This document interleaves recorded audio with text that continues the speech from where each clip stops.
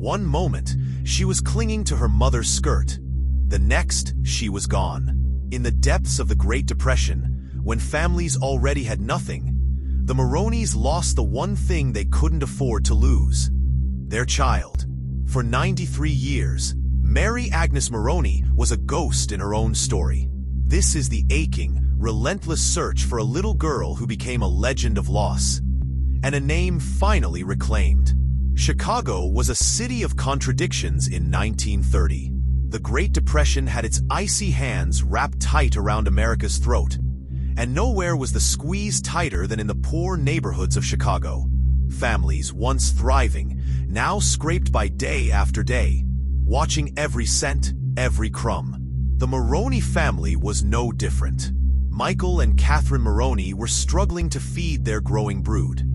5 small children cramped into a modest, barely heated apartment. But despite the hardship, there was love, laughter, and at the center of it all was 2-year-old Mary Agnes, a bright-eyed little girl with bouncy brown curls and a giggle that could light up the darkest room. They didn't have much, but they had each other. Until one day, they didn't. It happened on the morning of May 15th, 1930. Michael Moroney had just left for work when a knock came at the front door. Catherine answered it to find a well-dressed woman standing there.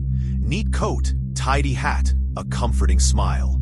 The woman introduced herself as Julia Clark, a social worker, she said, from a local charity.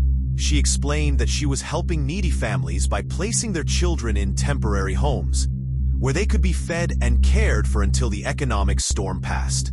Catherine, exhausted and desperate, listened intently. Julia promised groceries, money, even a better future for little Mary Agnes, but only if she could speak privately with Michael. The woman returned the next morning. Michael wasn't home yet. Impatient, Julia offered to take Mary Agnes to the welfare office herself. Just for the morning, she assured Catherine. After all, Julia had seemed so kind, so professional, so trustworthy, against her better judgment. And with her heart warring against her instincts, Catherine agreed.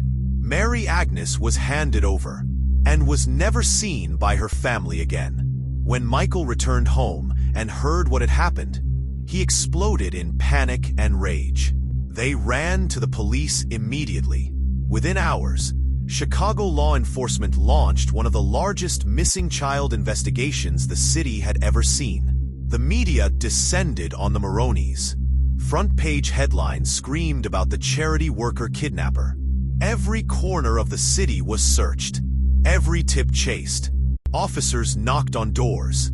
Social services offices were ransacked for records. Sketches of Julia Clark were printed in newspapers. A composite image of an ordinary-looking woman whose face seemed to blur the harder you stared. But days turned into weeks. Weeks into months. No Mary Agnes. No Julia Clark. No answers. Over the next few years, dozens of women were questioned.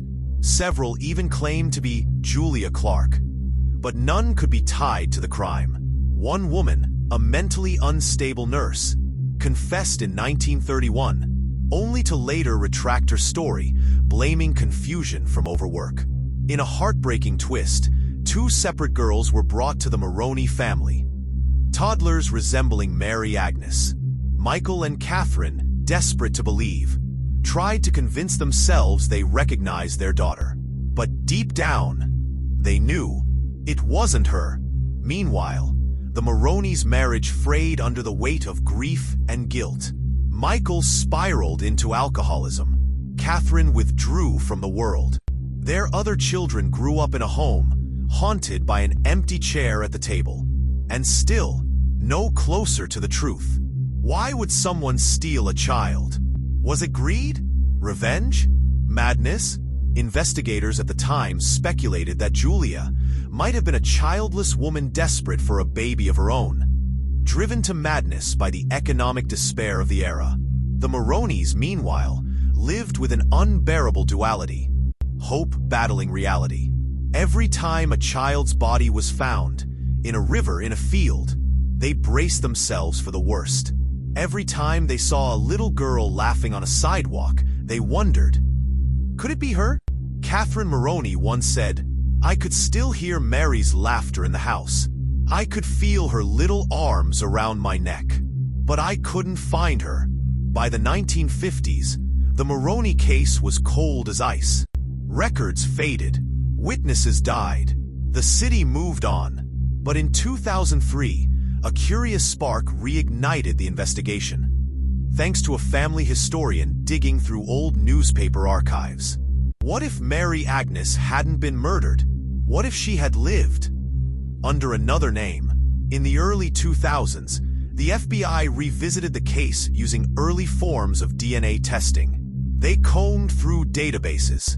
They compared old fingerprints, old hospital records, adoption papers from the 1930s. But again, nothing concrete. It seemed the mystery of Mary Agnes would remain locked in time until technology caught up with history. Fast forward to the 2020s, the field of forensic genealogy had exploded. Using commercial DNA databases to solve cold cases that once seemed impossible. In 2023, a breakthrough. The Moroney family's surviving descendants had submitted DNA samples to a popular ancestry website. Across the country, in Florida, descendants of a woman named Jeanette Burchard had done the same. The match was undeniable. Jeanette Burchard was Mary Agnes Moroney. Mary Agnes had lived a full life, married, raised children, worked modest jobs. She passed away in 2003, never knowing her true origins. According to records, she had been taken in by a woman who claimed her as her biological daughter. Was it Julia Clark? Was it someone else entirely? The kidnapper's true identity remains lost to history. But at least, after 93 years, the Moroney family finally knew. Mary Agnes hadn't been murdered. She hadn't suffered. She had lived. The discovery was bittersweet. The surviving Moroney family members, great-grandchildren, great-nieces and nephews, held a small private memorial in 2023. There, they shared photos, told stories, laughed, and cried. She never knew she had this big family that never stopped loving her, one relative said. The story of Mary Agnes Moroney reminds us that hope can survive nearly a century, that even the darkest mysteries sometimes find light, and that sometimes the truth really is stranger and more beautiful than fiction.